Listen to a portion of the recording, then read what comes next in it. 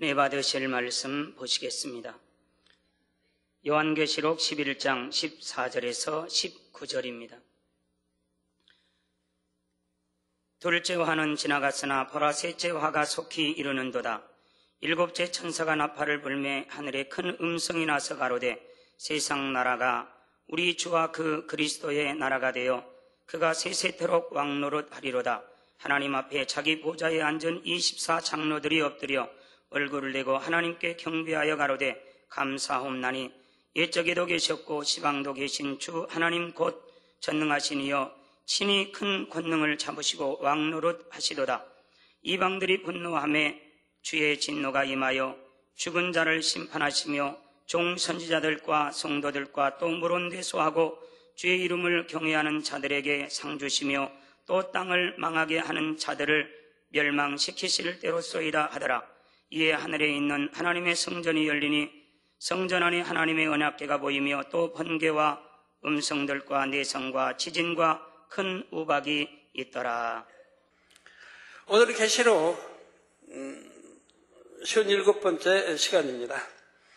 사랑하는 성도 여러분, 또한 미국, 캐나다, 페루, 온두라스, 볼리비아, 엘살바도르, 아르헨티나, 과테말라, 니카라과, 코스타리카, 에콰도르, 콜롬비아, 베네수엘라, 칠레, 브라질, 멕시코, 파나마, 중국, 일본, 파키스탄, 네팔, 인도네시아, 필리핀, 대만, 스리랑카, 말레이시아, 인도, 몽골, 이스라엘, 팔레스타인, 이집트, 케냐, 우간다, 콩고, 가봉, 앙골라, 부룬디, 르완다, 나이지리아, 탄자니아, 보츠와나, 스와질랜드, 코트디부아르, 남아프리카 공화국, 수단, 부르키나파소, 영국, 독일, 프랑스, 이탈리아, 벨기에, 네덜란드, 러시아, 벨로루시, 다케스탄, 우크라이나, 에스토니아, 카자흐스탄, 스웨덴, 아일랜드, 그리스 등 전 세계 및 전국의 7,800여 개의 지교회 성도 여러분, 지성전 성도 여러분, 전 세계 인터넷을 통해 예배 드리는 모든 성도 여러분, GCN 시청자 여러분, 요한계시록의 주된 시대적인 배경은 7년 환란 기간입니다.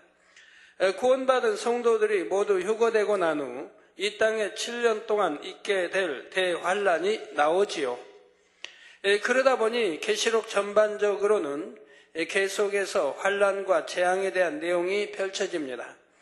7인을 하나씩 뗄 때마다 또 7 나팔을 하나씩 불 때마다 7년 환란은 더 깊어만 가지요.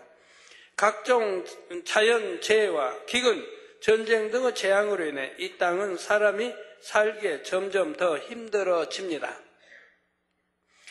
여기다 앞으로 또 15장에 가면 7 대접이 나옵니다. 그런데 이처럼 7인, 7 나팔, 7 대접 등이 계속해서 나오다 보니 성도님들이 좀 혼동이 되실 수도 있습니다. 전체적인 맥락을 이해하지 못하면 비슷한 내용들이 반복되는 것처럼 느낄 수 있지요. 3차 대전은 정확히 언제 시작되는 것인지, 적그리스도가 세력을 잡는 것은 언제인지, 두 증인이 등장하는 시점은 언제인지, 이러한 내용들이 명확하지 않을 수가 있습니다. 그런데 계시록에 나오는 사건들은 시간적으로 칼로 자르듯이 딱딱 떨어지는 것이 아닙니다. 하나의 사건과 다른 하나의 사건이 동일한 시간대에 겹쳐서 일어나기도 합니다. 기록된 순서로는 앞에 나와 있지만 시간상으로는 뒤에 일어날 사건도 있지요. 그러므로 사건의 시간적인 순서에만 너무 집착하지 마시고 전체적인 흐름을 이해하시기 바랍니다. 그 흐름을 대략 설명하자면 7년 환란에 접어든 이 땅은 3파전의 양상 가운데 결국 유럽연합이 주도권을 잡게 됩니다. 유럽연합은 처음에는 직접 정체를 드러내지 않은 채 조심스럽게 세계 정세를 주도해 갑니다. 그러다 때가 되면 정체를 드러내고 완전히 세계 정세를 장악하지요. 이런 와중에도 세계 곳곳에서 14만 4천의 전도자가 일어나 복음을 전합니다. 그들로 인해 많은 사람들이 믿고 구원에 이르지요. 하지만 이스라엘은 여전히 메시아를 기다립니다. 이러한 이스라엘을 구원하시려는 섭리 가운데 두 증인의 사역이 시작되지요. 그들의 권능 앞에 많은 사람들이 놀라며 예수님을 구세주로 영접하게 됩니다. 하지만 이스라엘이 정말 회개하고 돌이키는 계기는 적그리스도의 정체를 알게 되는 사건입니다. 적그리스도에게 속아서 하나님의 거룩한 성전을 더럽히게 된 것을 깨닫고는 비로소 자신들의 무지함을 회개하지요. 이것이 두 증인의 사역과 맞물리면서 이스라엘에도 커다란 구원의 역사가 일어납니다. 그러니 적그리스도의 세력이 이를 가만히 두고 보겠습니까? 어떻게든 두 증인을 잡아 죽이려 하지만 하나님께서 허락하신 때가 되기까지는 죽일 수가 없지요. 그러다 두 증인의 사역이 마쳐질 때가 되자 하나님의 섭리 가운데 두 증인은 순교합니다. 하지만 적그리스도는 이렇게 두 증인을 죽일 때도 자신들이 직접 나서는 것은 아닙니다. 이미 세계를 장악하고 주관해가고 있지만 자신들은 배후에서 모든 것을 조정해 나가지요. 다른 나라의 군대들을 동원해서 두 증인을 잡기 위한 대대적인 공세를 취합니다. 러시아를 비롯한 나라들의 군대를 동원해 이스라엘을 포위하고 압박해 가지요. 그래서 결국 두 증인을 잡아 죽이는 것입니다. 지난 시간에 설명한 내용이 여기까지죠. 오늘은 일곱째 나팔이 울리는 내용부터 살펴보겠습니다. 본문 14절에 보면 둘째 화는 지나갔으나 보라 셋째 화가 속히 이르는도다 했습니다.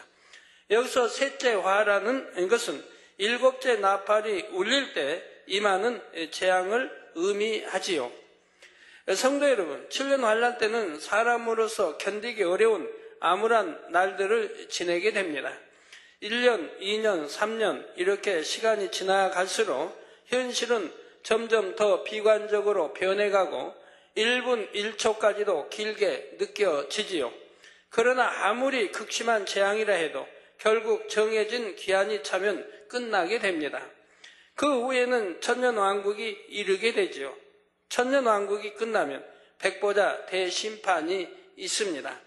이 모든 것이 정확한 하나님의 섭리 가운데 한치 오차도 없이 진행되는 것입니다. 둘째 화가 지나고 나자 어김없이 셋째 화가 이르고 있지요.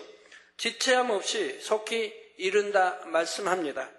이어지는 15절에 일곱째 천사가 나팔을 불매 하늘의 큰 음성들이 나서 가로되 세상 나라가 우리 주와 그 그리스도의 나라가 되어 그가 세세토록 왕노릇 하시리로다 했습니다. 7년 환란이 시작되면서부터 계속된 재앙으로 세상은 너무나 파괴되었고 마치 회복이 불가능한 것처럼 보이지요. 또 이때는 악한 자들이 권세를 휘두르며 자기 뜻대로 모든 것을 이루는 것 같이 보입니다. 이는 원수마귀 사단이 가진 세상 권세를 하나님께서 아직 거두지 않으셨기 때문입니다.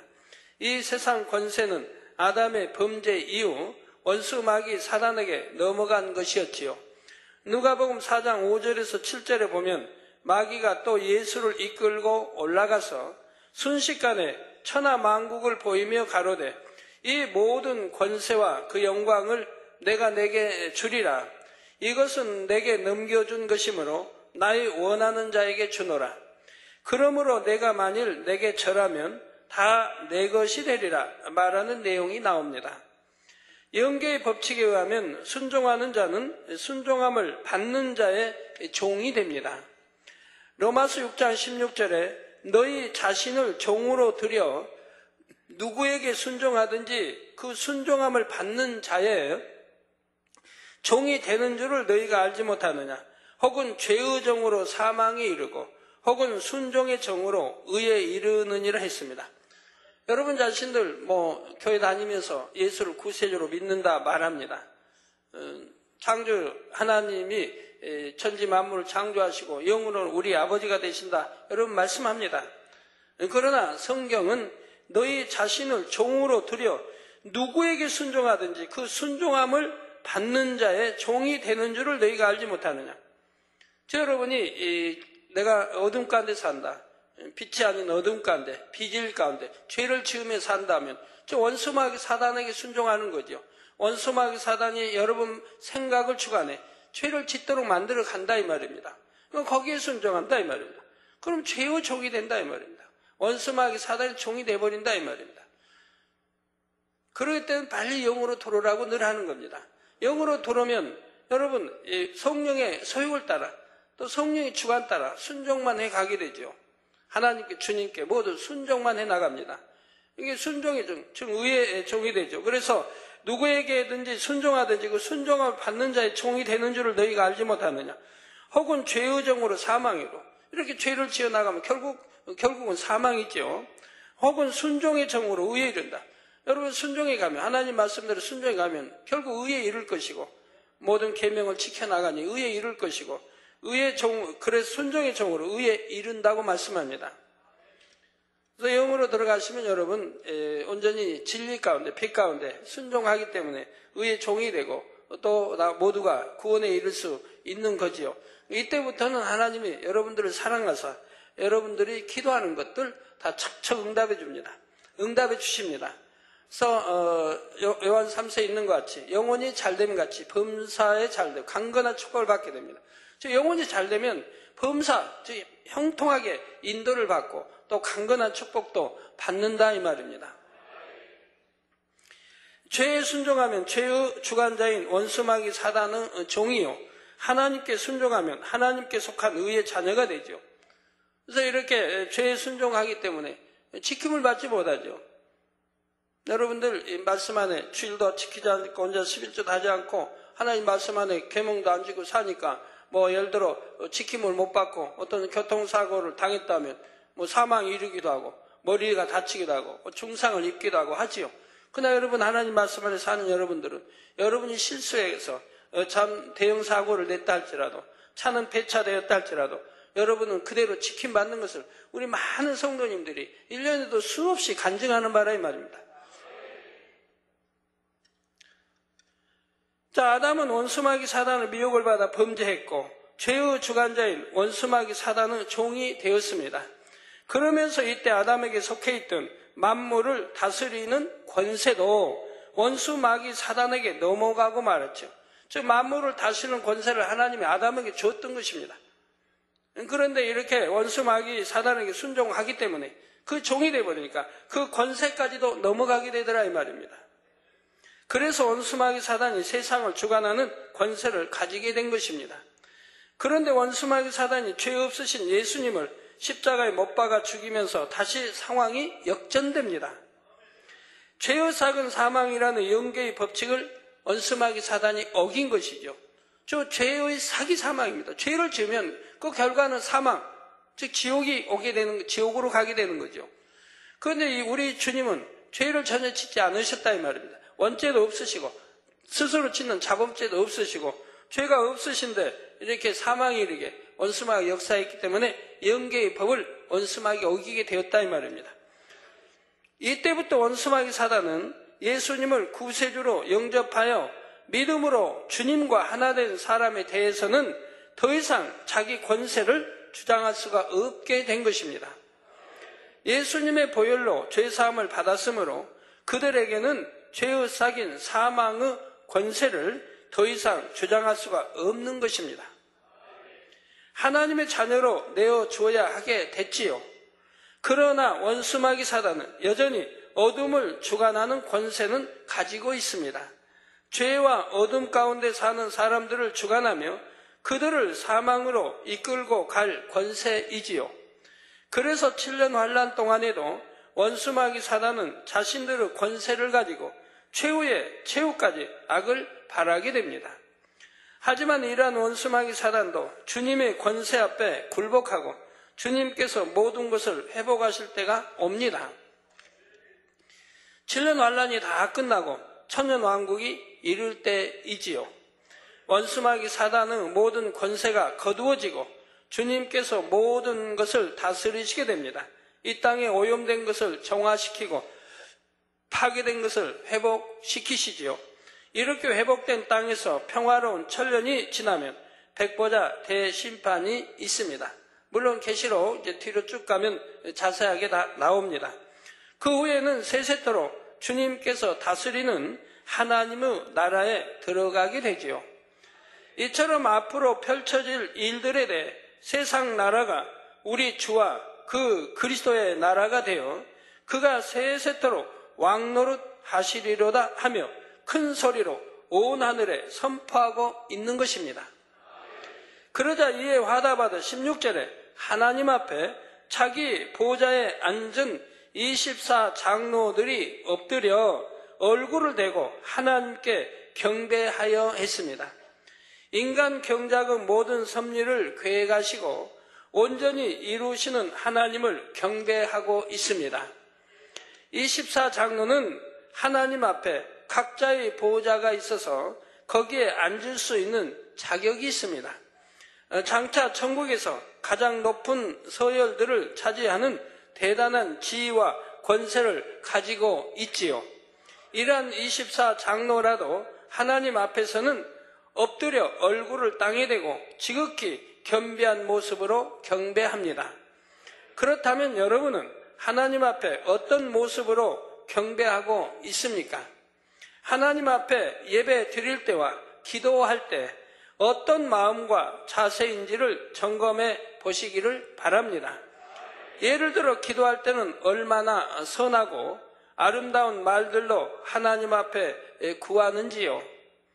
혹여 하나님의 이름을 입에 올릴 때나 하나님의 말씀인 성경을 대하면서 무례히 행하는 경우는 없으셨습니까? 물론 하나님은 사랑이 많으신 우리의 아버지이십니다. 우리가 빛 가운데 거하며 진리 가운데 거할수록 하나님은 두려운 하나님이 아니라 사랑스럽고 친밀한 아버지가 되어주십니다. 어느 때 우리가 하나님을 두려워해야 합니까? 죄를 지었을 때는 하나님을 두려워해야 됩니다. 이렇게 참으로 믿는 자들은 하나님이 두려운데 그러니 더욱 죄를 지을 수가 없는 거지요. 죄를 지어도 두렵지 않은 사람들은 하나님을 바로 안다 할 수도 없고 바로 믿는다 할 수도 없습니다. 그러니까 죄를 지어도 두려워하지 않는다 이 말입니다. 그리고 또 죄를 짓게 되고요. 그러나 바로 알고 믿으면 죄를 지을 때 두려워서 얼른 통해 잡고 회개에 이르게 돼서 다시는 죄를 짓지 않게 되는 것이고요. 자, 하지만 아무리 친밀하고 가깝다 해서 하나님 앞에 무례히 행해서는 결코 안 됩니다. 저는 누구보다 아버지 하나님을 사랑하며 아버지 하나님과 또 주님과 친밀한 사귐을 가져왔다고 자부합니다. 그렇다 해서 저는 지금까지 하나님 앞에 한 번도 무례히 행해 본 적이 없습니다. 경건하지 못한 마음으로 아버지 하나님 앞에 나가본 일도 없지요. 기도할 때도 말씀을 대할 때도 마음은 물론이고 모습까지도 항상 단정하게 합니다. 잠자리에 들 때도 아버지가 계신 하늘을 바라보기 때문에 머리부터 발끝까지 다시 한번 살피게 됩니다. 이것이 결코 억지로 하는 것이 아닙니다. 아버지 하나님을 너무나 사랑하고 경외하기 때문에 마음 중심의 겸비함으로 나오는 것이지요. 5년, 10년 아무리 세월이 가도 이처럼 아버지 하나님을 존중하고 경외하는 모습과 행함에는 변함이 없습니다. 오히려 날이 갈수록 더해지는 것입니다. 육의 눈에는 보이지 않는 하나님이시지만 분명히 하나님은 우리를 지켜보고 계십니다.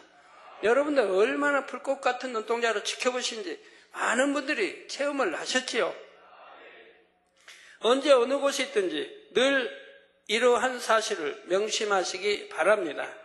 하나님 앞에 나가는 것을 어찌 이 세상의 어떠한 권세나 위엄을 가진 사람 앞에 나가는 것과 비교할 수 있겠습니까? 이러한 하나님 앞에 더욱 온전하고 바른 모습으로 서야 할 것입니다. 두렵고 무서워서가 아니라 너무나 사랑하기 때문인 것입니다. 그럴 때 하나님께서도 여러분을 높여주십니다. 사무엘상 2장 30절 후반절에 나를 존중히 여기는 자를 내가 존중히 여기고 나를 멸시하는 자를 내가 경멸히 여기리라 했습니다. 나를 존중히 여기는 자, 즉 하나님을 존중히 여기는 자는 하나님이 존중히 여겨주신다 이 말입니다. 존중히 여기면 뭡니까? 하나님을 믿고 하나님을 사랑하기 때문에 하나님 계명을 어기지 않고 지켜 행하고 사는 사람들을 하나님을 경외한다 하고 하나님을 존중히 여긴다고 하는 것입니다. 그러나 나를 멸시하는 자, 제 계명도 지키지 않고 죄를 짓고 하나님이 하지 말라는 거 하고 하라는 거 하지 않고 이럴 때 나를 멸시하는 자를 다윗이 범죄했을 때 하나님이 뭐라고 말씀했습니까? 다윗이 하나님을 너는 나를 멸시한다는 그런 말씀들을 하시는 거 볼 수가 있죠. 너는 나를 없이 여긴다. 너는 나를 멸시한다. 그래서 나를 멸시하는 자를 내가 경멸히 여기리라 하셨습니다. 그래서 지킴받지 못하는 것을 볼 수가 있습니다. 이처럼 하나님을 존중히 여기는 사람이라면 어찌 예배 시간이나 기도 시간에 졸겠으며 마음과 생각을 다른 곳에 두겠습니까? 마음도 생각도 눈도 귀도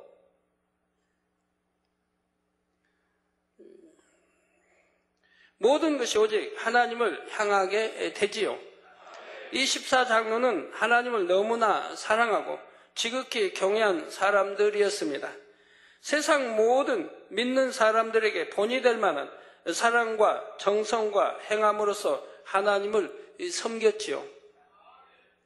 그렇기 때문에 하나님께서는 그들을 지극히 존귀한 자리로 인도하신 것입니다. 여러분도 이처럼 하나님을 존중하여 하나님 앞에 존중받을 수 있기를 바랍니다. 그래서 장차 천국에서도 존귀한 자로서 영광스러운 자리에 들어갈 수 있기를 주님의 이름으로 축원합니다. 예를 들어 지난 시간에 예를 들어 설교할 때 모두 화평해야 된다 이렇게 설교했습니다. 그러면 여러분 하나님을 사랑하고 존중한다면 이제 말씀을 들었으니 모든 사람하고 화평합니까? 부부 사이도 화평하고 부모 자식 간에도 언니 오빠 동생 다 두루 화평해야 된다고 했습니다. 그러면 한 주간 사시면서 또 앞으로도 그렇게 살아야 할 것이고 화평하게 사셨습니까? 그런 말씀 들어도 한 귀로 듣고 흘러버리고 또 그냥 티격태격 다투고 싸우고 하는 그런 가족들도 있는 것을 보게 되지요.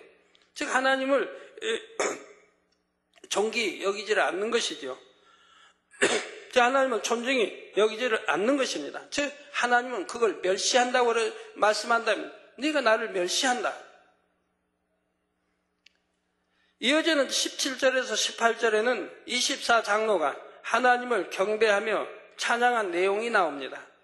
가로되 감사옵나니 옛적에도 계셨고 시방도 계신 주 하나님 곧 전능하신 이여 친히 큰 권능을 잡으시고 왕노릇 하시도다.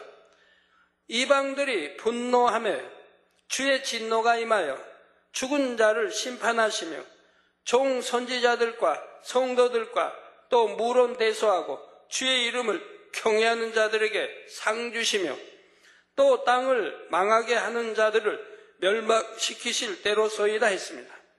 이는 결국 사단의 권세가 패하여지고 하나님께서 왕노릇 하시는 때가 이른다는 내용입니다. 이방들이 분노한다는 것은 주를 믿지 않는 자들이 자기 악함 속에서 하나님을 대적하는 것을 말하지요.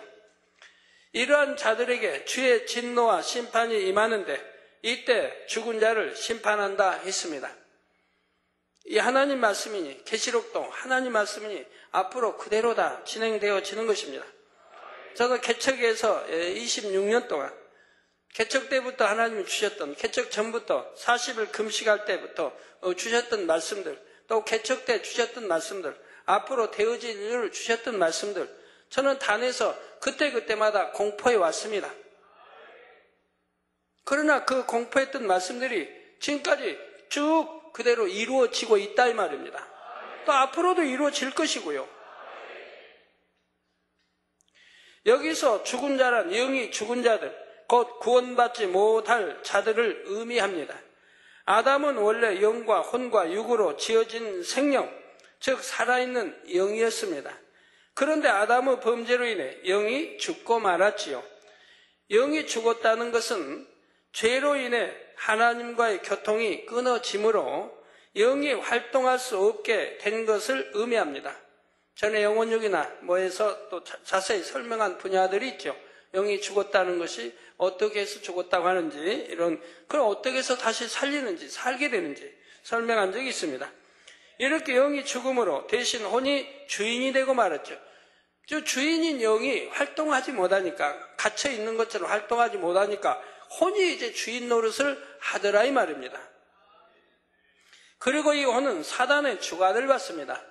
영은 하나님의 또 우리 주님의 아니면 성령의 주관을 받는데 이 혼은 원수 마귀 사단의 주관을 받아가더라 이 말입니다. 그래서 영이 죽은 상태로는 원수 마귀 사단의 주관 아래 죄의 종노릇 하다가 결국 영원한 사망인 지옥으로 가게 되지요. 그런데 우리가 예수 그리스도를 구세주로 영접하면 하나님께서 선물로 주시는 성령이 마음 안에 오십니다. 그때 죽었던 영이 다시 살아나게 되지요. 이렇게 영이 살아난 사람은 육의 수명이 다해 임종을 맞아도 영이 살아있게 죽었다 하지 않고 잔다 합니다.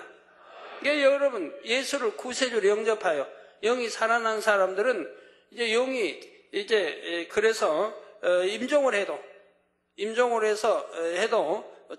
그 무덤에 장사되었어도 잔다고 말한다 이 말입니다. 죽었다 하지 않고 잔다고 말합니다. 영이 살아있게 죽었다 하지 않고 잔다는 것입니다. 따라서 본문에 죽은 자를 심판하신다는 것은 영이 죽은 사람들, 즉 구원받지 못하는 사람들을 심판한다는 의미이지요. 반면에 이러한 심판의 때 총 선지자들과 성도들과 또 물론 대소하고 주의 이름을 경외하는 자들에게는 상을 주신다 했습니다. 이는 구원받은 사람들에게는 각각 그 행함에 따라 상급 심판이 있을 것을 말씀하시지요. 이처럼 주를 믿지 않고 대적하는 사람들과 주를 믿고 구원받은 성도들을 각각 심판하실 때가 곧 이르게 될 것을 말씀하고 있습니다. 이 14장로가 이와 같은 고백을 할 때 사도 요한은 하늘에 있는 하나님의 성전이 열리는 것을 보았습니다. 19절에 이에 하늘에 있는 하나님의 성전이 열리니 성전 안에 하나님의 언약궤가 보이며 또 번개와 음성들과 뇌성과 지진과 큰 우박이 있더라 했지요. 여기서 성전 안에 언약궤가 보였다는 것은 하나님께서 언약하신 모든 말씀이 신실하게 성취된다는 의미입니다. 또한 번개와 음성들과 내성과 지진과 큰 우박이 있다는 것은 천년 환란의 모든 재앙들과 심판이 하나님의 주관하에 있음을 의미하지요. 역사의 흐름과 인생의 생사화복 등 모든 것이 공의에 따라 이루어집니다. 그렇지만 결국은 하나님께서 계획하시고 섭리하신 그대로 성취되지요. 하나님께서는 공의 가운데 정확하게 계획하시고 섭리하시는 분이기 때문입니다. 야고보서 1장 17절 후반절에는 하나님에 대해 각양 좋은 은사와 온전한 선물이 다 위로부터 빛들의 아버지께로서 내려오나니 그는 변함도 없으시고 회전하는 그림자도 없으시니라 했습니다. 또 민수기 23장 19절에 하나님은 인생이 아니시니 시건치 않으시고 인자가 아니시니 후회가 없으시도다. 어찌 그 말씀하신 바를 행치 않으시며 하신 말씀을 실행치 않으시려 했습니다. 지금까지 기록된 성경의 모든 예언들이 그대로 성취되어 온 것처럼 요한계시록의 말씀들도 반드시 성취됩니다. 주님의 재림, 7년 환란, 7년 공중 혼인잔치, 천년 왕국과 백보자 대심판에 이르기까지 다 이루어질 일들입니다. 정확한 공의에 따라 하나님께서 섭리하신 대로 반드시 이루어지게 되지요. 이는 여러분 개인적으로도 마찬가지입니다. 우리가 주를 믿고 성령을 받으면 우리 마음이 각각 하나의 성전이 됩니다. 고린도전서 3장 16절에 너희가 하나님의 성전인 것과 하나님의 성령이 너희 안에 계시는 것을 알지 못하느냐 했지요. 못하느냐. 하나님의 성전이, 여러분들이 하나님의 성전이십니까? 너희가 하나님의 성전인 것과 하나님의 성령이 너희 안에 거하시는 것을 알지 못하느냐. 이 성령이 안에 거하시기 때문에 바로 성전이라고 말하는 겁니다. 성령이 거하시는 곳. 그래서 우리 마음을 성전 삼고 계시는, 그래서 성전이라고 지금 표현하는 거죠. 성전은 하나님께서 거하시는 곳입니다. 성령 하나님께서 우리 마음 안에 계시니 우리 마음이 성전이 되는 것이죠. 그래서 이 성전을 더럽히면 구원받지 못할 것을 성경 신약에도 여러 번 기록되어 있습니다. 마음의 성전을 더럽히면 말입니다. 그리고 성전 안에 언약궤가 있는 것처럼 여러분 안에도 하나님께서 주신 약속이 있습니다. 빛 가운데 거하면 축복을 주신다 했지요. 우리가 진리 안에 거할 때는 구하는 대로 응답을 받는다고 하셨습니다. 반면에 고린도전서 3장 17절에 보면 누구든지 하나님의 성전을 더럽히면 하나님이 그 사람을 멸하시리라. 하나님의 성전은 거룩하니 너희도 그러하니라 말씀합니다. 성령께서 거하시는 거룩한 성전인 우리의 몸과 마음을 거룩게 해야 한다는 말씀이지요. 성전을 더럽히면 축복과 소망과 구원 등에 대한 약속의 말씀도 더 이상 우리 안에 계실 수가 없는 것입니다. 그러므로 여러분은 항상 마음의 성전을 거룩해 하시기를 바랍니다. 그럴 때 여러분 안에 주신 언약의 말씀들이 신실하게 성취된다는 사실입니다. 그래서 앞으로 다가올 모든 일들도 두려움과 떨림이 아니라 기쁨과 감사함으로 맞이하는 여러분 모두가 되시기를 주님의 이름으로 축원합니다. 성도 여러분, 12장부터는 상황들이 아주 급박하게 진행됩니다. 내용도 마치 공상소설에 나오는 듯 하지요. 계시록 12장 1절에서 5절을 보면 하늘에 큰 이적이 보이니 해를 입은 한 여자가 있는데 그 발 아래는 달이 있고 그 머리에는 12별의 면류관을 썼더라. 이 여자가 아이를 베어 해산하게 되매 아파서 애써 부르짖더라. 하늘에 또 다른 이적이 보이니 보라, 한 큰 붉은 용이 있어 머리가 7이요 뿔이 10이라. 그 여러 머리에 7 면류관이 있는데 그 꼬리가 하늘 별 3분의 1을 끌어다가 땅에 던지더라. 용이 해산하려는 여자 앞에서 그가 해산하면 그 아이를 삼키고자 하더니 여자가 아들을 낳으니 이는 장차 철장으로 만국을 다스릴 남자라. 그 아이를 하나님 앞과 그 보좌 앞으로 올려가더라 했습니다. 그 뒤로도 여자와 용 사이에 일어나는 사건들이 기록되어 있지요. 용이 여자를 핍박함으로 여자가 독수리의 2 날개를 받아 날아서 광야로 도망합니다. 거기서도 용이 여자를 죽이려고 하지만 실패하는 내용들이 계속해서 이어집니다. 이것은 공상의 이야기가 아니라 장차 이스라엘 민족의 구원과 관련하여 일어날 사건들입니다. 여기에 대해서는 다음 시간에 계속해서 설명하도록 하겠습니다. 결론 말씀드립니다. 사랑하는 성도 여러분, 시험을 보게 되면 시험 범위라는 것이 있습니다. 그 범위 안에서만 시험 문제를 내겠다고 하는 약속과도 같은 것이지요. 그런데 이렇게 시험 범위를 알려주고 시험을 봐도 다양한 학생들이 나옵니다. 시험 범위 안에 있는 내용을 완전히 공부하여 좋은 성적을 거두는 학생이 있습니다. 적당히 공부하여 낙제만 면하는 학생도 있지요. 반면에 시험 범위를 알려주었음에도 불구하고 전혀 공부를 하지 않아서 결국 낙제 점수를 받는 학생도 있습니다. 시험 범위를 알려줬고 또 그 범위 알려줬으니까 많은 양 중에서 지금 적은 건데 이는 인간 경작의 과정에서도 동일한 것을 봅니다. 하나님의 말씀 안에는 인간 경작에 필요한 모든 내용이 다 있습니다. 단에서는 늘 그 내용들을 풀어서 가르치지요. 간혹 영적인 깊은 내용들이 있어서 이해하지 못하는 분들도 있을 수 있지만 그것을 모른다 해서 인간 경작을 제대로 받지 못하는 것이 아닙니다. 우리에게 이제 새로 등록해 오신 분들이나 초신자 되신 분들은 아니면 또 다른 신앙생활 오신 분들, 재단에 와보니까 못 듣는 단어들이 잘 나오죠. 근데 못 듣는 단어들이 아니라 성경에 있는 단어들인 것입니다. 여러분들이 신앙생활을 하면서 그걸 전하지 않으니까 못 들은 것 뿐이지, 성경에 있는 단어들이라 이 말입니다. 지금 말씀하는 것도 다 성경에 있는 단어들이고, 뭐 영이니 온영이니 뭐 성경에 있는 단어들이고, 그 외에도 다 있는 단어들을 풀어주는 것 뿐이에요. 더 쉽게 풀어주는 거예요. 그런데 다른 데서 신앙생활 때는 못 들었다고 하죠. 그런 영적인 것들을 풀어주지 않았으니까 못 들은 거지요. 나 여기서는 다 여러분들이 풀어드리고 있다 이 말입니다. 그래서 영적인 이러한 것들을 풀어드리니까 새로 오신 분들은 어렵다고 한다 이 말입니다.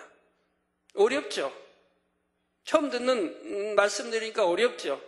그지만 아까 매가 전에 설명한 대로 처음 이제 하나님을 믿는다 해도 자꾸 듣다 보면은 이해가 되어진다 이 말입니다. 처음에는 어렵지만 자꾸 들으니 나중에는 이해가 되어지는 것이라 이 말입니다. 그러니 참 염려하지 마시고 예배 잘 참석해 들으시면 자꾸 하나하나 이해가 되어지는 거예요.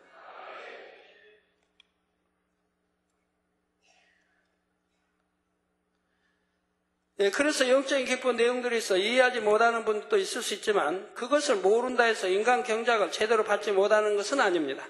문제는 알면서도 행치 않는 것이지요. 미워하면 안 되는 줄 아는데 미워합니다. 사랑해야 하는데 사랑하지 못합니다.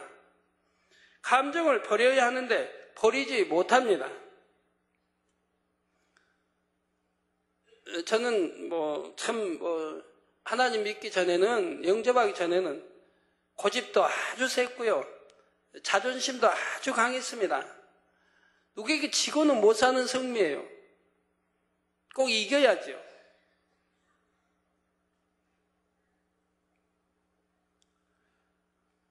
한번 고집 부리면 꺾을 재간이 없고요. 그러다가 이제 나중에 아파가지고 7년 동안 아파 있으면서 미워하는 사람도 많이 생겼고, 감정도 많이 쌓여져 갔고, 점점 이렇게 더 악으로 치달아 가게 되는 거죠. 사랑구실 못하니까 저를 싫어하는 사람도 많이 생기고, 미워하는 사람도 많이 생기더라고요. 그러나 나도 같이 미워하게 되고, 또 이렇게 감정이 자꾸 쌓여가고, 이렇게 하게 되죠. 그런데 하나님 영접하고 이 진리의 말씀을 들으면서 고창고창 버려나갑니다. 왜? 하나님을 사랑하기 때문에. 하나님이 나를 참 만나주셨고, 내가 하나님을 알게 되고, 예수가 우리 구세주를 알게 되고, 천국과 지옥이 있음을 알게 되니까 그렇게 감사하지요. 아팠던 것도 감사하고, 이렇게 7년 동안 연단 받은 것도 감사하고, 이 연단이 있었기 때문에, 이런 아픔이 있었기 때문에 내가 하나님을 만날 수 있었다. 이것 때문에 얼마나 감사해요. 그러지 못하면 내 마음대로 내 뜻대로 잘 이루어졌더라면 하나님 영접치도 아니했을 것이고, 아프지 않았더라면 영접치도 아니했을 것이고, 결과는 사망은 지옥 갔을 거 아닙니까? 아팠기 때문에, 연단 받았기 때문에, 그렇기 때문에 참 이렇게 이제 하나님 영접하게 되고 천국과 지옥을 알게 되고, 은혜 얼마나 감사해요. 그래서 연단 받았던 게 감사하고, 또 나를 미워한 사람들이 이제 진리, 선으로 하나님 말씀으로 이렇게 다 대게 보게 되면 나를 미워하는 게 아니라 내가 미움을 나를 미워할 수밖에 없는 상황이었던 것이지, 나를 굳이 미워서 그런 게 아니라, 내가 아프지 않고 돈 잘 벌고 했더라면 미움받을 일 하나도 없는 거죠. 당연히 이제 하나님 모르는 사람들은 그럴 수밖에 없는 거죠. 누가 자기 딸 사랑 안 할 사람이 어디 있고, 자기 여동생 사랑 안 할 사람이 어디 있습니까? 사랑하기 때문에 그런 거예요. 그런 거를 전부 이해하게 되죠. 순간에 버려나갑니다.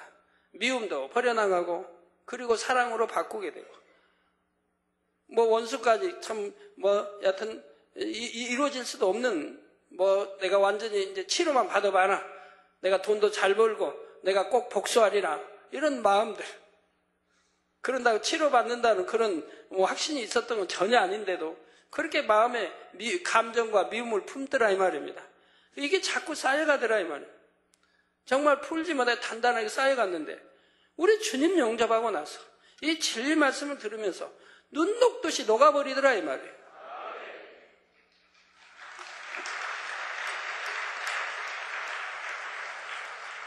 천국을 알았는데, 지옥도 알았는데, 만군의 하나님이 우리 아버지가 되어주셨는데, 독생자 아들 예수가 우리 구세주가 되어주셨는데, 무엇이 부족한 것입니까? 무엇이 부족해요? 나 싸우고 지지고 볶고 할 일이 뭐가 있습니까? 미워할 일이 뭐가 있고요? 짜증낼 일이 뭐가 있고요? 그러니까 미움도 감정도 하여튼 마음에 쌓였던 것들이 눈 녹듯이 다 이렇게 사라지더라 이 말이에요. 거짓말같이 녹아나요. 그래서 순식간에 마음이 그렇게 변화되던데, 선으로 사랑으로 이렇게 영으로 변화되던데, 우리 성도님들 지켜보면 왜 이렇게 더딘지, 왜 이렇게 오래 가는지, 빨리빨리 변한 사람도 있습니다만 왜 이렇게 더디게, 왜 이렇게 오래들 가는지, 영으로 들으는 게 그렇게 쉽다고 알려드려도 왜 몇 년씩 가고 또 몇 년씩 또 올라가는지, 몇 달이면 되고 몇 달이면 또 영으로 온영으로 들어오고 하면 될 건데,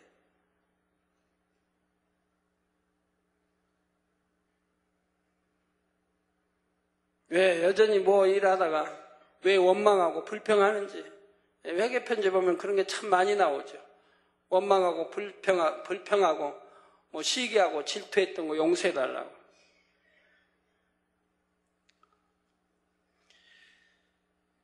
네, 이렇게 벌해한 줄 알면서도 행치 않으니 그것이 문제죠. 신령과 진정으로 예배 드려야 하는데 그러지 못합니다. 우리 학생들이 신령과 진정으로 예배 드려야 하는 거 모릅니까? 초등학생들이 신령과 진정으로 예배 드려야 한다는 거 모릅니까?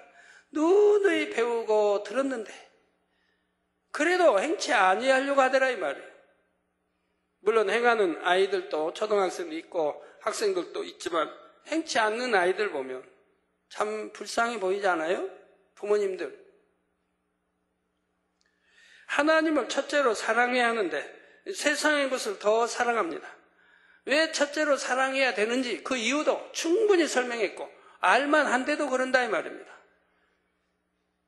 당연히 첫째로 사랑해야 되니까 첫째로 사랑하라고 하고, 무조건 첫째로 사랑해야 된다면 오해되니까 왜 첫째로 사랑해야 되는지 그 이유를 충분히 설명해 드렸다 이 말입니다. 납득이 되게, 이해가 되게 설명해 드렸다 이 말입니다.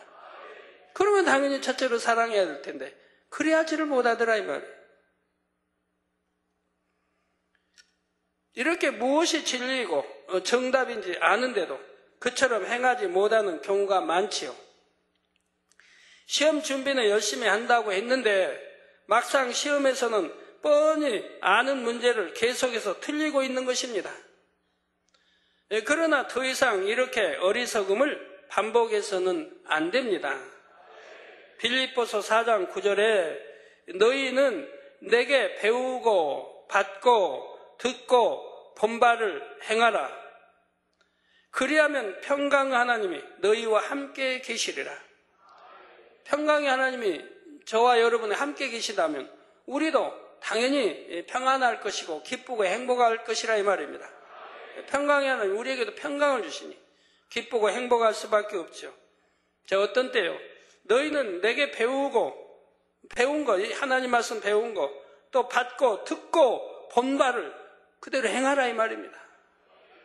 그리하면 평강의 하나님이 너희와 함께 계신다. 하나님이 저희와 함께 계신다 이 말이에요. 이 말씀처럼 이제부터는 배우고 받고 듣고 본 바를 행하는 여러분이 되시기를 바랍니다. 건강도 여러분, 하나님이 여러분의 건강 주시면 건강치 못할 사람 어디 있습니까? 저는 지난주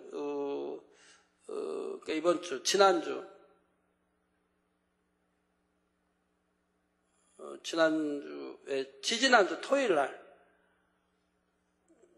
갑자기 오후부터 허리가 아픈 거예요.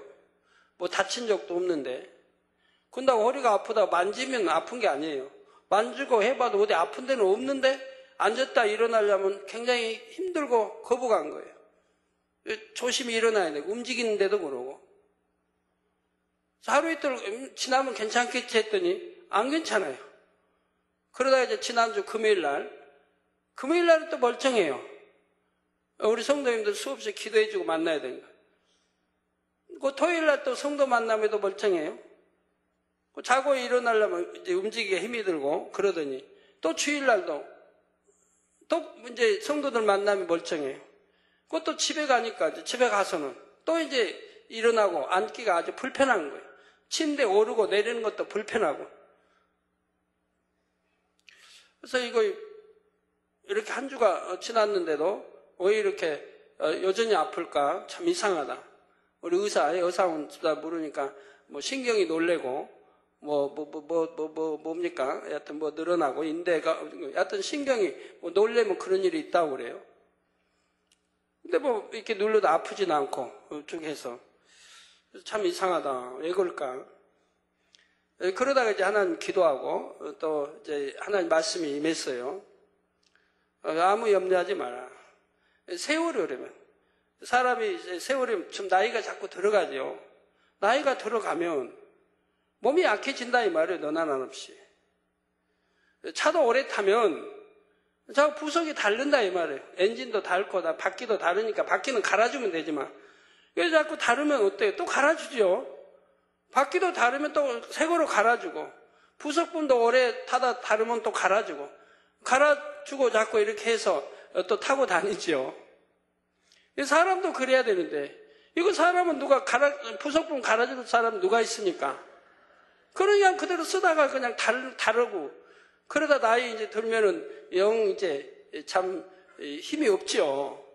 걷는 것도 불편하고 어떤 분은 물에 연골이 달아가지고 뭐 불편하니 아까 어떤 분은 남성도님 뭐 축구를 많이 해가지고 해서 무릎에 연골이 달았다고 기도해달라고 그러는데 연세도 한 40대인지 여하튼 많이 되신 분이 20대하고 10대 20대하고 다르거든요. 옛날처럼 그렇게 하면 안 되죠. 많이 절제해서 운동도 해야지. 적당히 해야지.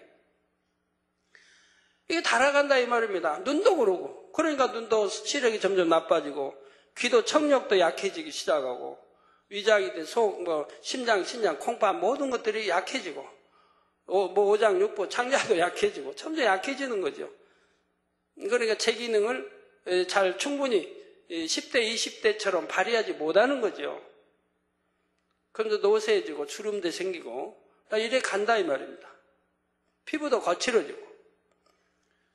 근데 하나님이 그 말씀하세요.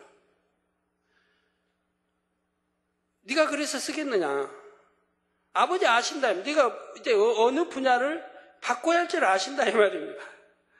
네가 어느 분야를 바꿔야 할 걸 아버지가 하나의 교체하는 식으로 해주신다 이 말입니다. 염려하지 말라. 아무 염려하지 말라. 며칠간은 더 그러리라. 그렇게 해서 연약한 분야를 강건하게 하나하나 바꿔가신다 이 말입니다. 또 너 기운도 많이 기도 늘 빠져가는데 기도 전에 이제 이스라엘 다녀오고부터 해서 첫 다녀오고 해서부터 그 전날 그날 출발하는 날도 잠 못 자고 그 전날도 잠을 못 잔 데다가 계속 잠 못 자고 비행기에서는 전 잠을 못 자니까 아예서 그냥 계속 서울 오다 보니까 며칠을 잠 못 자고 비행기에 꽉 전에 앉아서 오지 않습니까? 그리고 와서 또 시간 있나요? 목요일날 오후에 도착해서 또 머리하고 뭐하고 금, 토 계속 진행되는데 그래서 쉬지를 못했더니 기가 자꾸 빠지는 거예요. 그래서 기가 자꾸 빠지는데 그것도 염려하지 마라. 구약의 아브라함이나 모세, 선지자 하나님이 능력 주셔서 이렇게 나이가 많이 들어도 건강하게 해주셨다 이 말입니다. 하나님의 사람 여러분도 마찬가지 영으로 들어가 온전으로 들어가면 그렇게 해주신다 이 말입니다. 그래서 너도 전에는 너 그렇게 했지만 이제는 그러지 아니해도 네 스스로가 기도 보충하고 네 스스로가 모든 연약한 분야를 이제 바꿔가게 된다 이 말입니다.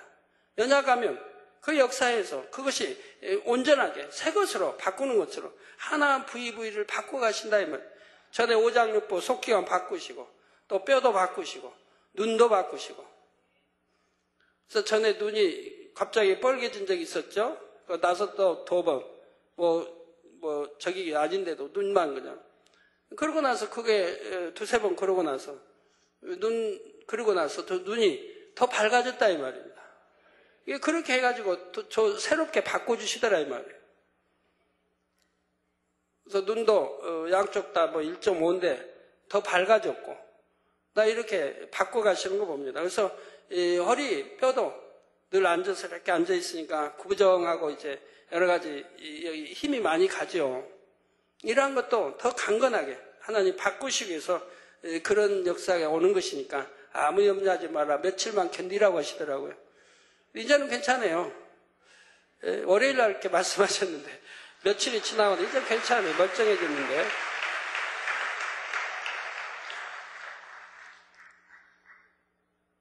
하나님 우리 아버지가 여러분을 이렇게 간섭해 주신다면 얼마나 감사하겠습니까? 하나님 사랑하고 사랑받으면 하나하나를 간섭해 주시면 얼마나 감사해요. 아까 우리 일본에서 오신 목사님들 이렇게 당회장 대하면서 제가 그랬는데 저는 하나님 영접하고 35년 동안 저와 또 제 이제 기도원장 집사람과 저희 또 애들 한 번도 지금까지 병원에 한번 간 적 없고 약 한 번 먹은 적 없고 그리고 건강하게 하나님 지켜주시기 이렇게 살아온다고 제가 말씀을 드렸습니다만 여러분 모두가 다 마찬가지입니다. 정말 하나님 사랑하고 사랑받아 보세요. 이런 거 하나까지도 세밀하게 아버지가 역사에 가시는 거 봅니다. 오장육부도 하나님이 갈아주시면 되잖아요. 아버지 권능으로 새롭게 입혀주시면 되는 겁니다. 뼈도 마찬가지입니다.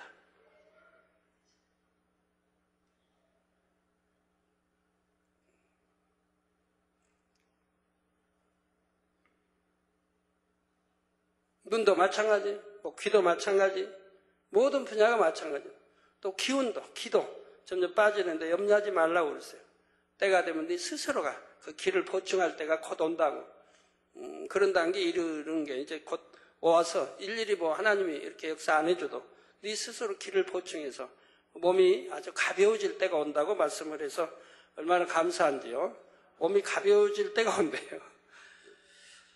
네, 그래서 평강의 하나님이 여러분과 함께 하시는 형통하고 축복된 삶을 사는 여러분 모두가 되시기를 주님의 이름으로 축원합니다. 네, 말씀 상고하시면서 통성으로 다 같이 기도하시겠습니다. 할렐루야. 주님 은혜와 사랑에 감사를 드립니다. 오늘 또 들은 말씀이 믿음이 되고 생명이 되게 도와주시기 원합니다. 앞으로 일어날 일들, 멀지 않은 날에 일어날 일들 아버지를 이렇게 증거하고 있습니다. 우리 성도님들 다 믿음으로 받고 아멘으로 받고 더욱 깨어 기도하며 신부단장 잘하게 도와주시고 우리 주님 오실 때 아버지 모두가 한 사람도 질병 환난 떨어짐이 없도록 구원의 휴거되게 아버지 들림받게 축복해 주시기를 원합니다. 아버지 감사합니다. 우리 주 예수 그리스도 이름으로 기도하옵나이다. 아멘.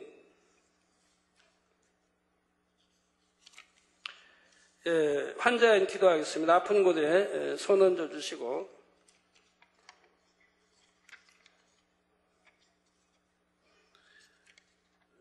또 연약한 곳에 손 얹어 주시고 또 마음의 소원들 놓고 기도 받으시겠습니다.